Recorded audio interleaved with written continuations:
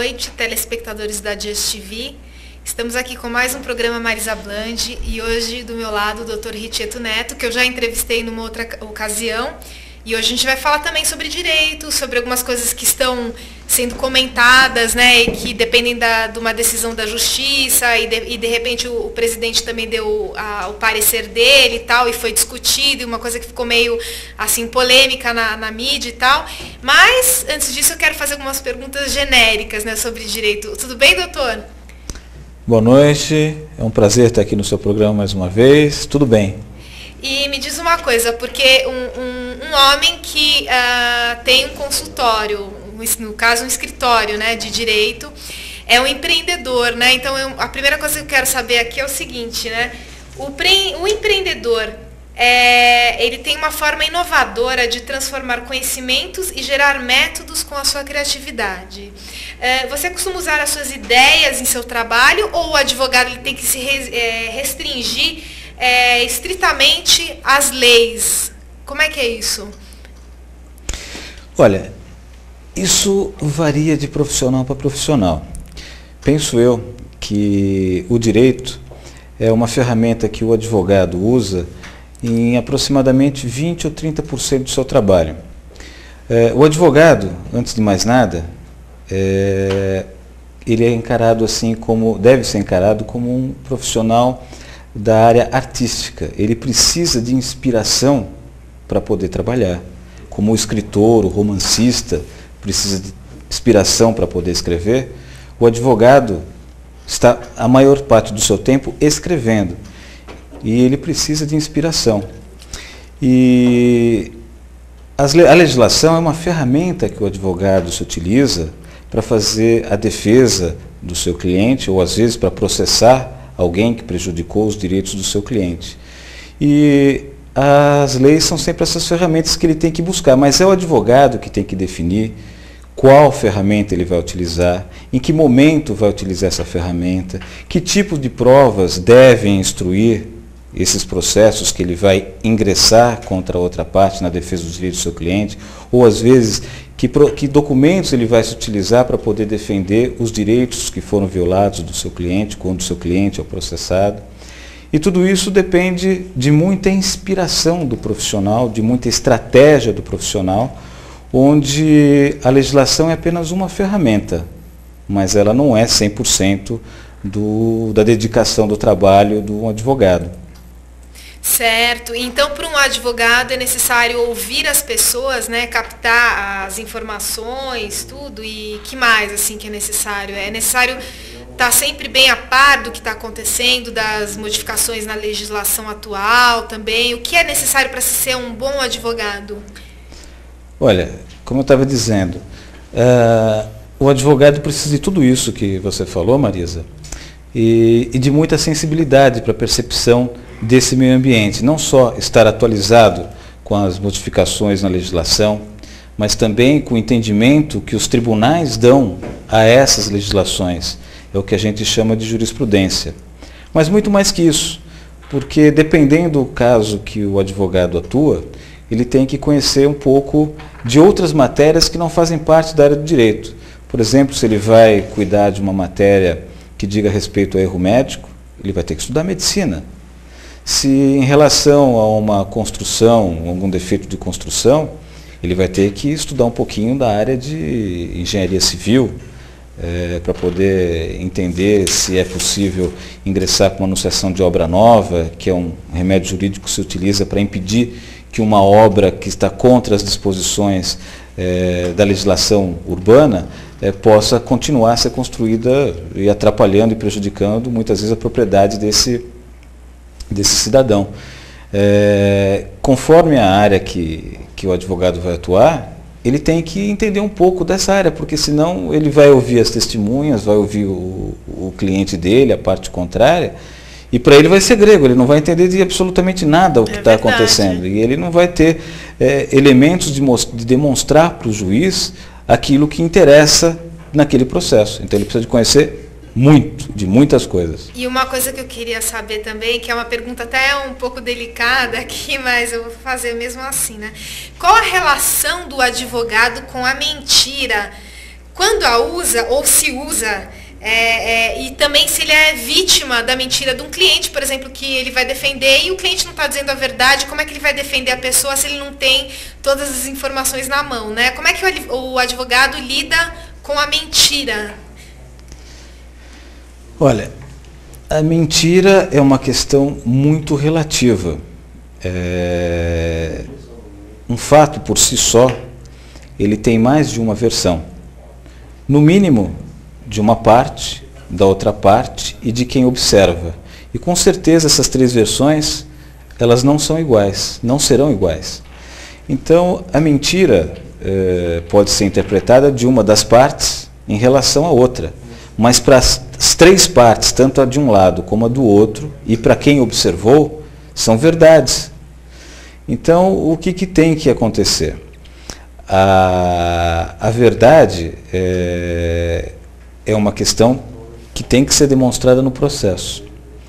E a questão da mentira, que às vezes o cliente fala para o advogado, também acontece. Às vezes o advogado é vítima da mentira do cliente. Mas quando o cliente mente para o padre, para o médico e para o advogado, com certeza a primeira vítima dessa mentira é ele próprio. E o advogado no tribunal, quando mente também, né? Ele é vítima ou ele pode se dar bem? Se o senhor conhece algum caso? Olha, o Código de Ética Profissional dos Advogados é muito rígido. E o advogado não pode lidar com mentira sabendo que se trata de mentira.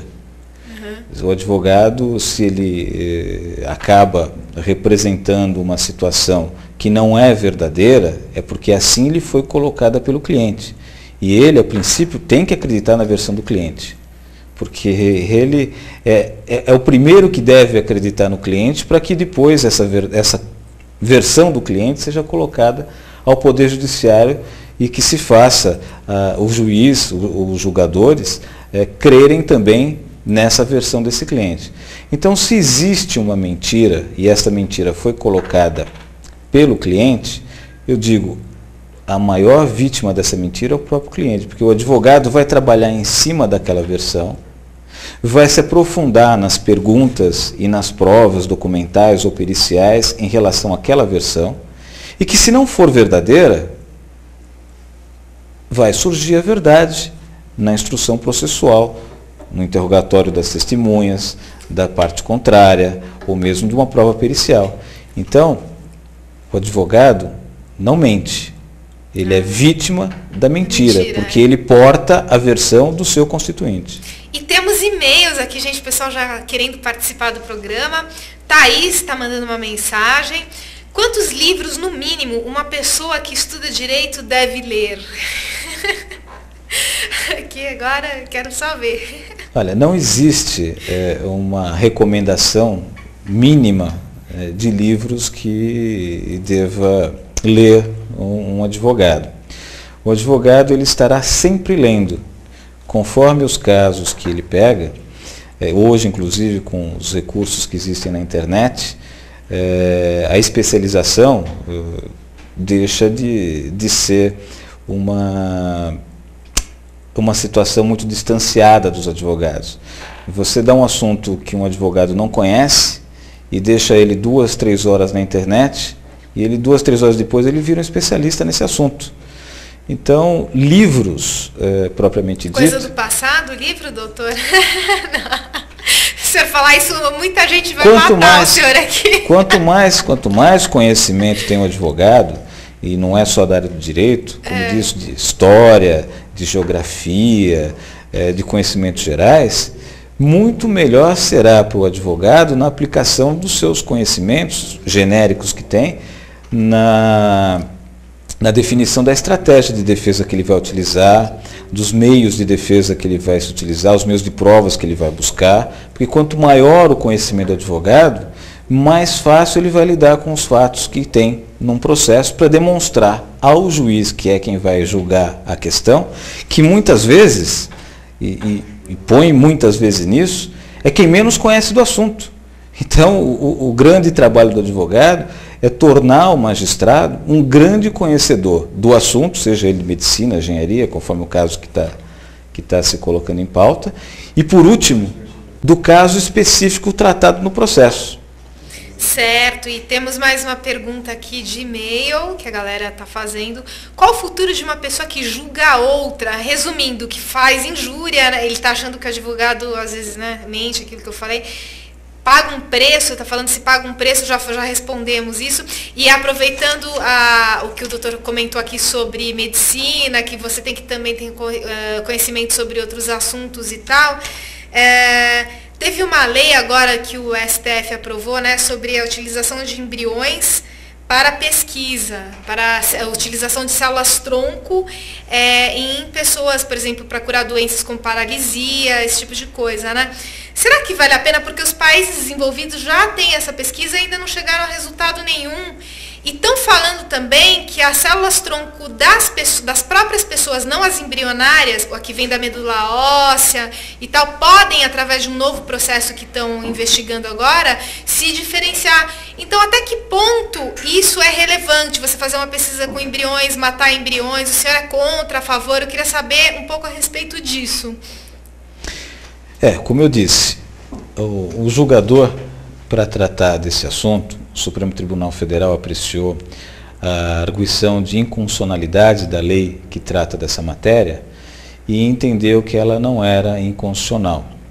É óbvio que o Supremo Tribunal Federal, ao fazer essa análise, fez a análise da questão da legislação em relação às diretrizes estabelecidas pela Constituição do Brasil, na Constituição da República Federativa do Brasil. E a decisão foi jurídica, mas os julgadores tiveram que se aprofundar na área de medicina para poder saber se estaria essa legislação contrariando o princípio básico da nossa Constituição, que é o direito à vida. Então, para analisar essa questão do direito, teve a nossa Egrégia Corte que analisar o momento em que se estabelece a vida. Se o embrião por si só já tem vida, se não tem vida, e se essa vida é merecedora da proteção jurídica da nossa Constituição Federal. Mesmo eu não conheço exatamente quais foram os critérios dos julgadores, dos ministros do Supremo Tribunal Federal em relação ao entendimento sobre vida, mas mesmo que tenham entendido que esses embriões possuem algum estágio de vida, caberia a eles entender se aquela vida daqueles embriões é aquela vida protegida pela Constituição Federal. Então, tudo isso, que foi uma discussão muito polêmica, serviu de base para a decisão do Supremo Tribunal Federal, mas que não foi a única razão. Não foi uma decisão médica, foi uma decisão jurídica, mais do que tudo. Que inclusive investiram muito dinheiro, né? Investiram 21 milhões, e aí tem os que são contra, falam que o Brasil tem questões mais urgentes, como a dengue, né? Mas uma coisa não impede a outra, né? Acho que, de repente, a gente tem que não pode estar na contramão do mundo também, né? Tem que, se há uma disposição, se há uma vontade, se há pessoas interessadas e capazes de fazer isso, acho que elas devem seguir em frente, apesar dos reveses, dos problemas, porque aos poucos, né? A gente chega atinge os objetivos em determinadas áreas aos poucos, né? Então é uma coisa de cada vez, às vezes é aqui, às vezes é ali, às vezes é acolá. Então trabalhar um pouquinho em tudo para ver onde que a gente tem resultado primeiro, né? E temos mais perguntas aqui, olha. Além da faculdade de Direito, qual é o curso ou especialização que ele recomenda, doutor? Nós estamos falando... Júlio de São Paulo. Nós estamos falando dessa decisão do Supremo Tribunal Federal e eu gostaria de complementar mais um detalhe. Depois do entendimento jurídico a respeito da questão, em relação, por exemplo, à vida do momento em que ela se estabelece, o julgador tem que fazer uma outra análise. Havendo, sim, dois conflitos, dois direitos em conflito, cabe a ele estabelecer qual o direito que deve prevalecer. Por exemplo, um conflito entre o direito de privacidade, né, que tem o cidadão de andar na rua com seu veículo e não ser incomodado por ninguém, e o direito à segurança pública, aonde dá o poder da polícia revistar esse veículo. Então você tem um conflito de dois direitos, os dois direitos existem. Quando esses dois direitos estão em conflito, qual que deve prevalecer? Esse é um outro entendimento que se faz. E todo esse entendimento se faz à luz da nossa Constituição Federal. Então, a pergunta do nosso internauta, eu já dei 90% da resposta, ou seja, se ele quiser fazer uma especialização, a faça em direito constitucional, porque assim ele vai poder interpretar qualquer legislação de qualquer área à luz da Constituição Federal, que é a lei maior do país. E sobre essa questão também de conflitos de direitos, né?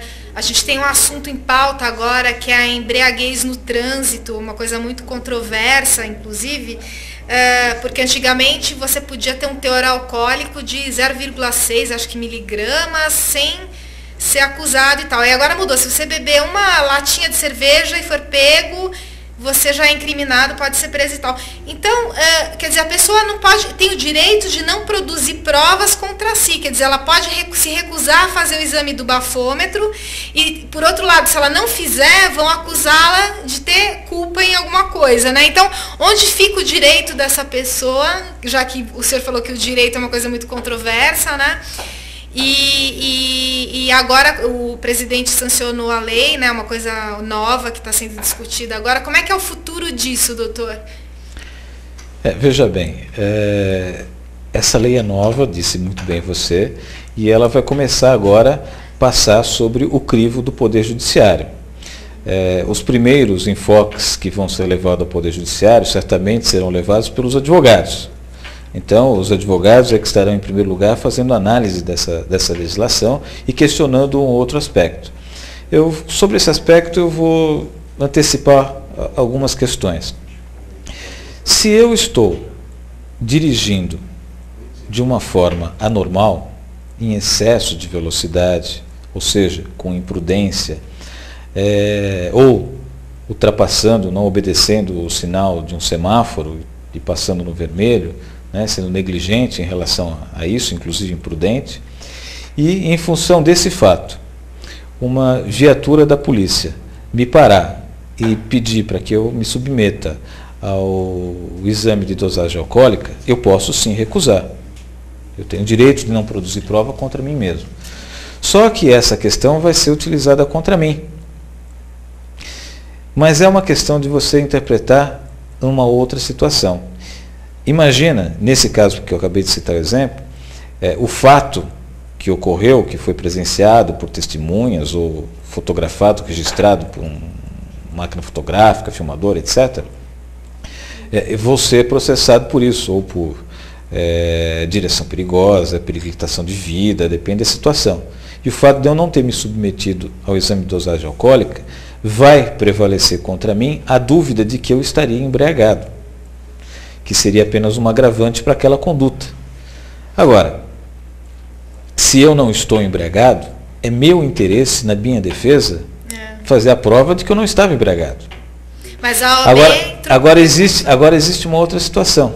Imagina uma situação onde eu não ultrapassei um semáforo vermelho, onde eu não estou dirigindo em velocidade acima da compatível para aquela via pública, e tem uma blitz normal que a polícia está fazendo e está pedindo documentos de veículos, documentos do motorista, e também, por critério próprio, sem nenhuma suspeita, está fazendo indiscriminadamente, pedindo o exame de dosagem alcoólica de todos os motoristas que estão parando.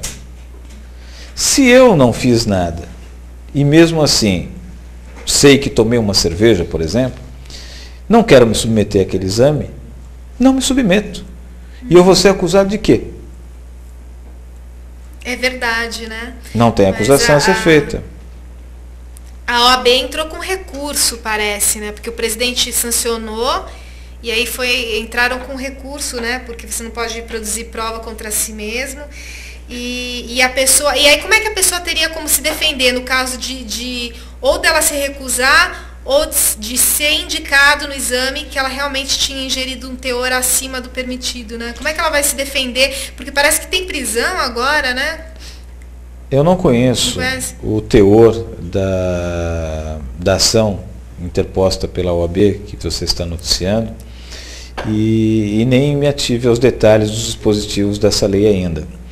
Mas eu posso antecipar o seguinte: com base nesses dois exemplos que eu dei, eu posso dizer para você o seguinte: se a pessoa não cometeu nenhuma infração de trânsito e ela está sendo convidada, porque só pode ser convite, para fazer o exame de dosagem alcoólica, e ela não o fizer, ela não comete crime de desacato e nem crime algum, porque se assim fosse, seria a mesma comparação em relação ao falso testemunho da pessoa que, ouvida em testemunho, fazem perguntas cujas respostas eventualmente a incriminariam. Ela não está obrigada a responder essa pergunta. E o fato dela não responder não constitui crime de falso testemunho. É a mesma situação. E temos mais e-mails aqui, pessoal participando do programa. Aline Cruz, mensagem: a pena de uma pessoa que rouba é bem maior que uma pessoa que estupra. O que o senhor acha disso? A pena de uma pessoa que rouba, o ladrão de galinha ele vai preso e o ladrão do colarinho branco fica solto. Como é que é isso, doutor? Olha, a questão de ficar preso ou ficar solto não significa porque o crime é maior ou o crime é menor. Existem situações em que deve-se levar alguém à prisão e outras situações em que não se deve levar alguém à prisão, pouco importando a natureza ou a pena do crime. Vamos imaginar que alguém foi pego furtando uma galinha. O crime de furto, né, como bem colocou pelo tom de voz, não é tão significativo quanto o crime de roubo, de um assalto a banco, por exemplo. Mas no caso em tela, hipotético, vamos supor que esse ladrão de galinhas foi pego em flagrante pela polícia. A legislação processual determina que esse cidadão vá preso. Se depois ele vai sair em liberdade por fiança, liberdade provisória ou outro motivo, é outra história. Mas a lei exige da autoridade policial que faça a prisão desse ladrão de galinha que foi pego em flagrante furtando a galinha. Agora, se o assaltante de banco, que é um crime de roubo, porque quando esse furto estiver acompanhado de grave ameaça ou de violência, nós não estamos mais falando de furto, ele se transforma em roubo, né? Muitas vezes alguém fala assim: roubaram minha caneta. Não, não roubaram, furtaram. Para que haja roubo tem que haver grave ameaça ou violência. Então, se levaram a caneta sem que ele tivesse percebido, é furto. Então, vamos supor o assaltante de banco, que roubou o banco e teve sucesso nesse roubo. Ele não foi pego em flagrante. Se nas investigações da polícia chegarem à autoria de quem foi o autor daquele roubo, obrigatoriamente ele não tem que ser preso. Aí vai ter aquela distorção: poxa, mas o ladrão de galinha está preso, mas o assaltante de banco não. É por uma situação processual. Agora, se durante a investigação, de se investigar descobriu quem foi o autor desse roubo, tiver circunstâncias ali que determine um pedido de prisão preventiva e a justiça ache por bem que deva conceder esse pedido de prisão preventiva, prender preventivo esse assaltante de banco, aí ele vai ser preso por uma ordem judicial, mas não por uma obrigatoriedade formal da legislação processual. Né? Vai ter que haver um procedimento. Então pode haver essa distorção de estar preso um ladrão de galinha e solto um assaltante de banco. A diferença é como ele foi preso. Interessante. E mandem mensagens aqui na Just TV, é só entrar no site, clicar no link aqui e mandar mensagens ao vivo que a gente responde no ato, na bucha, até o programa terminar. Prometo para vocês, hein? Vou tentar responder o máximo possível aqui, não vou deixar ninguém na mão. E mais uma mensagem. José Vitor, Santa Catarina: as leis devem mudar muito no Brasil, além de não funcionarem direito, tem algumas que são absurdas.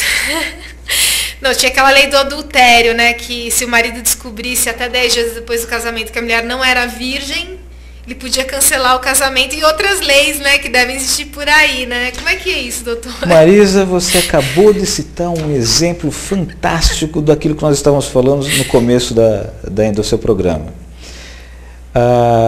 No Código Civil estava estabelecido que um dos motivos para anulação de casamento era o fato do marido descobrir que a mulher não era virgem. E havia um prazo prescricional para ele requerer esta ação de anulação do casamento. E o prazo prescricional era de 15 dias. Agora eu vou explicar para vocês que isso não era absurdo. Não era absurdo? Não era absurdo. Isso foi modificado agora com o novo Código Civil, e esse dispositivo do Código Civil não existe mais. Mas até 2002, quando ele ainda existia, vou dizer por que era dessa forma. O legislador, não é só o advogado, mas o legislador, ele também tem que conhecer de muitos assuntos. Ele tem que conhecer muito bem daquele assunto pelo qual ele está legislando. No caso da mulher virgem, por exemplo, a alegação de que a mulher já estava deflorada quando casou com ela, e por essa razão ele queria anular o casamento, ele tinha que entrar com essa ação em 15 dias. Mas ele não poderia ficar 6 meses casado, 1 ano casado, porque a ação de anulação de casamento era possível até 2 anos de casamento, depois de 2 anos não mais. Aí você tinha que entrar com a separação. Mas para esse motivo de defloramento da mulher, com essa alegação, tinha que entrar em 15 dias. Por quê? É uma questão de medicina legal. Depois, quando há o defloramento, o rompimento da membrana da mulher, né, do ímen, o que acontece? Ele fica com uma vermelhidão. E essa vermelhidão, ela se dá por mais ou menos uns 15 dias. Depois de 15 dias, se passou 16, 20 dias, ou se passou 2 anos, 3 anos, ninguém mais vai saber a diferença. Só até 15 dias você vai poder saber se realmente ela não estava mais deflorada, se ela estava deflorada quando você casou, ou se não estava. Por exemplo, alguém casou com uma mulher há 1 semana, né? No dia da lua de mel descobriu que ela não era virgem, e ele vai e entra com a ação de anulação de casamento. Se faz o exame pericial, o exame médico legal, e se verifica a vermelhidão. Então, óbvio que essa mulher não estava deflorada antes do casamento, ela foi recentemente deflorada. E, obviamente, o maior suspeito ali é o seu marido. Esse casamento não vai ser anulado por esse motivo. Agora, se 1 semana de casamento é o momento que nas núpcias descobriu que ela já estava deflorada, e o exame acontece 1 semana depois, o exame médico legal vai constatar que não há vermelhidão nenhuma. Então, espera um pouquinho. Ela realmente se casou agora, 1 semana, ela não foi deflorada agora nessa lua de mel. Ela já estava deflorada antes. E aí sim se anulava o casamento. Então há que se ter um conhecimento de medicina legal para poder fazer a defesa num caso desse. Eu acho que o pior de tudo é a mentira, não o fato em si, né? Porque não seria motivo de uma separação, e hoje em dia as pessoas já se conhecem melhor e não existe necessidade também de estar escondendo o passado, esse tipo de coisa, né? Então é uma coisa meio que não está atual, né? Desatualizada e tal. Bom, temos mais perguntas aqui, mensagens. Peraí que estamos abrindo o e-mail. Opa! Qual foi o caso mais difícil que ele já pegou? Renata, o caso mais difícil. Olha, o caso mais difícil que um advogado pega, normalmente é sempre o atual. Eu vou dizer que o caso mais difícil que eu tenho hoje em mãos é um caso que envolve os direitos de todos os cidadãos brasileiros. Imaginem vocês que, defendendo uma cliente junto ao Tribunal Regional Federal da Terceira Região,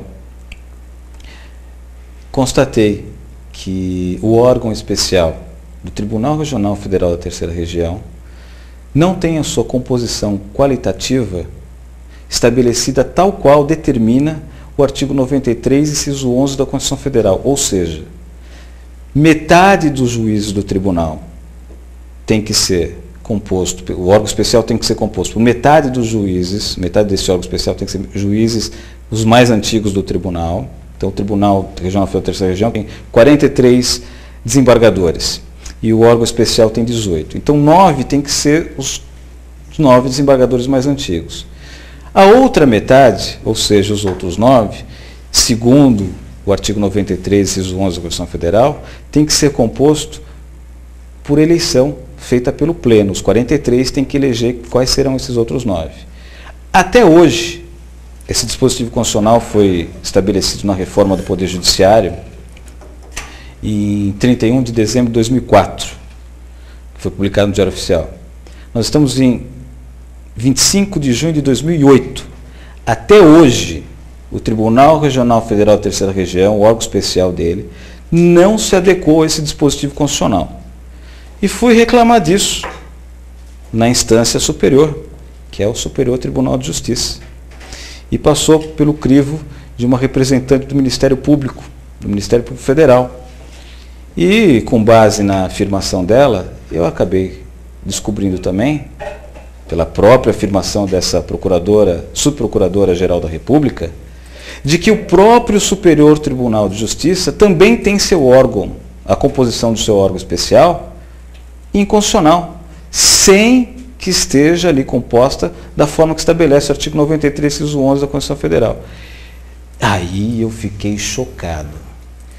E o mais difícil de tudo isso é que a Constituição Federal, que é a nossa carta maior, ela estabelece o seguinte: quando há interesse de um tribunal numa determinada causa, a competência se desloca. Quando mais da metade do tribunal tem interesse em uma determinada causa, a causa se desloca para o Supremo Tribunal Federal, que era o caso.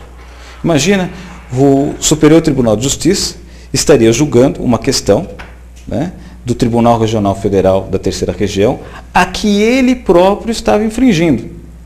Obviamente que ele tem interesse no julgamento dessa causa. Então, nessa situação, estabelece o artigo 102, inciso 1, salvo engano, letra N da Constituição Federal, que a competência passa para o Supremo Tribunal Federal. Pois vocês não vão acreditar, internautas. Os ministros do STJ, da Corte Especial, do Superior Tribunal de Justiça, foi dizer que essa questão, esse dispositivo constitucional não se aplica ao Superior Tribunal de Justiça, porque a Lei Orgânica da Magistratura, que foi editada em 1979... E é infraconstitucional, né? Sem falar nesse fato. Não prevê que isso se aplique ao Superior Tribunal de Justiça, fala simplesmente aos tribunais regionais e tribunais estaduais. Ora, o Superior Tribunal de Justiça foi criado na Constituição de 88. É óbvio que uma norma infraconstitucional de 79 não poderia prever a existência do STJ. Acontece que nós estamos falando numa norma infraconstitucional, como bem colocou Marisa. E não há conflito, e essa é outra arguição, que há um conflito entre esta norma infraconstitucional, que é a Lei Orgânica da Magistratura, e a Constituição Federal. Ora, não há conflito entre uma norma constitucional e uma norma infraconstitucional. Para haver conflito, elas tinham que estar no mínimo no mesmo nível, que não é o caso. Pois isso foi utilizado para poder não se julgar adequadamente essa questão. E essa questão agora foi objeto de recurso, está ainda no Supremo Tribunal Federal, e eu posso dizer aos internautas que esta é a minha causa mais difícil, porque é uma causa em que eu estou praticamente sozinho, porque o Ministério Público não está do meu lado, né? Ao contrário, se manifestou de forma contrária. A OAB permaneceu inerte, não fala nada a respeito do assunto. Eu estou brigando sozinho contra a instituição que vai me julgar, que está julgando essa questão. Estamos dependendo, então, da manifestação da nossa Corte Maior, da Corte Suprema, do Supremo Tribunal Federal. E o direito é engraçado, né? Porque se determinada matéria exigia, por exemplo, lei complementar, foi feita uma lei ordinária, então não é constitucional, e depois veio uma nova Constituição, que aí sim exigia lei ordinária, essa lei ela não vai ser recepcionada mesmo sendo ordinária e estando agora sim de acordo com a nova Constituição, ela não pode ser recepcionada, né? Porque é uma incompatibilidade formal, tem umas coisas muito estranhas, né, no direito. No caso em questão, nós estamos falando da reforma do Poder Judiciário, nós estamos falando da Emenda Constitucional 45 de 2004. Ela estabeleceu uma reforma em todo o Poder Judiciário.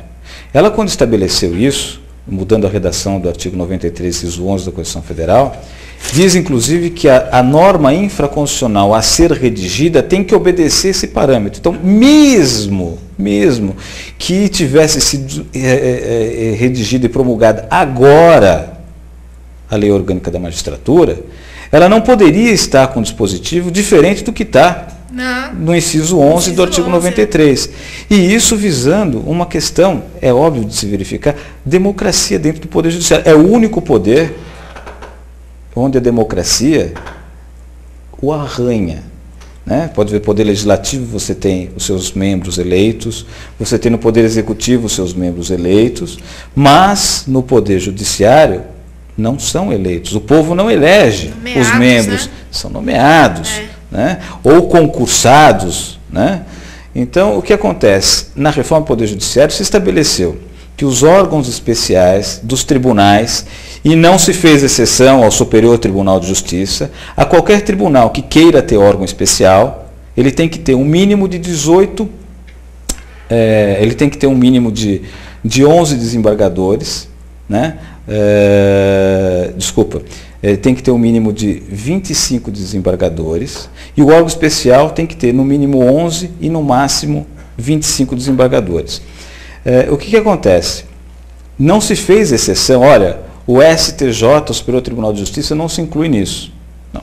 Qualquer tribunal, seja tribunal de justiça estadual, seja tribunal regional, federal, qualquer tribunal, ele pode não se adaptar a ele pode não cumprir esse dispositivo constitucional se ele não quiser ter órgão especial. Porque ter órgão especial num tribunal é facultativo. O tribunal pode optar por ter um órgão especial ou pode não ter, se ele tiver o mínimo de desembargadores exigido pela Constituição. Em optando por ter, a composição qualitativa é essa, metade dos mais antigos e metade entre os eleitos. Porque, vejam, os internautas é bom que saibam, o órgão especial de um tribunal é aquele que tem delegado para si toda a competência do tribunal administrativa e judiciária. É ele que vai decidir, em última instância, as questões mais complexas desse tribunal. É ele que vai remanejar todo o orçamento público que está destinado a esse tribunal. Então ele tem um grande poder, ele representa todo o tribunal. E houve a intenção do legislador, na Emenda Constitucional 45 de 2004, de mais ou menos, ou começar a democratizar o Poder Judiciário. Então, você colocando, deixando que a maioria, o pleno, né, todos os embargadores participem de uma eleição para eleger qual vai ser a metade deste órgão especial, que vai ter delegação de competência jurisdicional, administrativa desse tribunal, quis deixar esse tribunal mais moderno e menos conservador, ou pelo menos equilibrada a posição dos conservadores, ou seja, os mais antigos, e o moderno, daqueles que entraram recentemente. Legal, e temos mais perguntas aqui. O advogado aprende mais na prática, resolvendo caso a caso?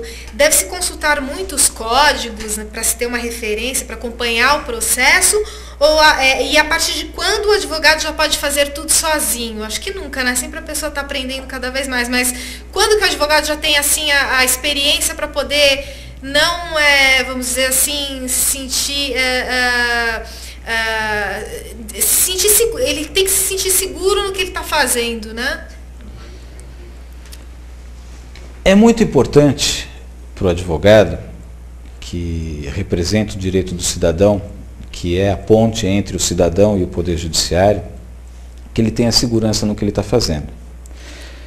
O advogado, ele lida com o patrimônio e com a liberdade do cidadão. É o direito patrimonial e o direito de locomoção que estão nas mãos de um advogado. Então, o que acontece? Quando o advogado vai lidar com isso no Poder Judiciário, ele tem que ter muita certeza do que ele está fazendo. E ele não pode ter certeza de absolutamente nada se ele não consultar antes a legislação, a jurisprudência e a doutrina a respeito daquela questão que ele está atuando. Ele recebeu do seu constituinte o caso fático. Ele precisa colocar isso dentro da legislação e levar num remédio jurídico adequado no Poder Judiciário. Ele precisa, nesse momento, verificar a doutrina que existe a respeito, a jurisprudência que existe a respeito, a legislação que existe a respeito, para poder, com toda a segurança, levar o caso para o Poder Judiciário. Porque uma vez formatado isso no Poder Judiciário, ele não vai mais poder modificar. É uma sentença, né? Depois que ela é dada, aí só com recurso mesmo, né? Ou não, né? Não sei.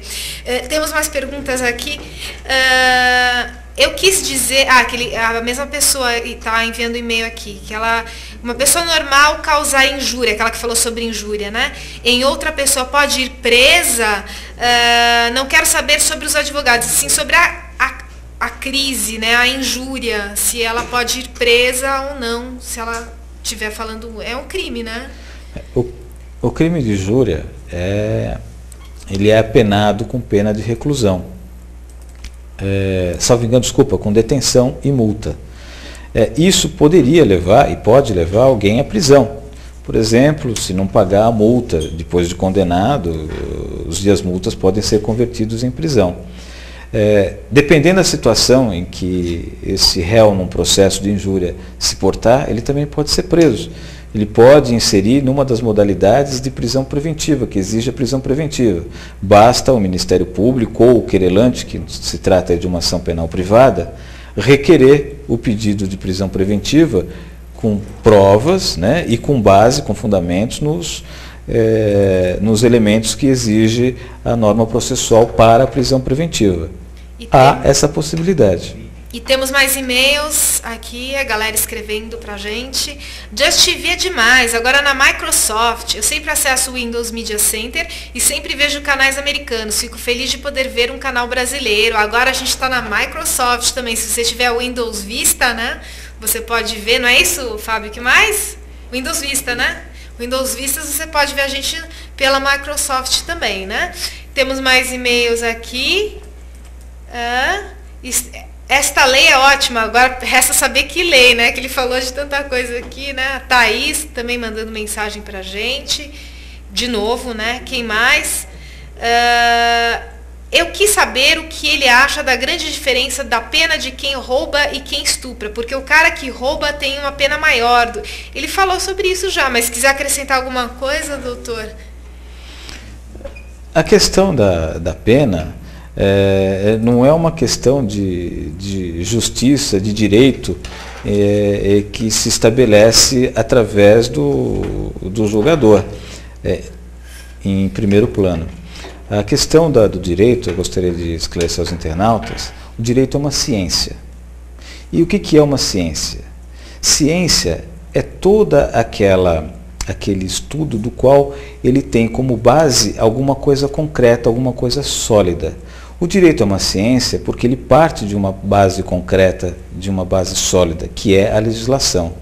Então, nós temos aí na legislação penal, que é o caso em tela, que está sendo indagado, os fatos que são tipificados como crime, né?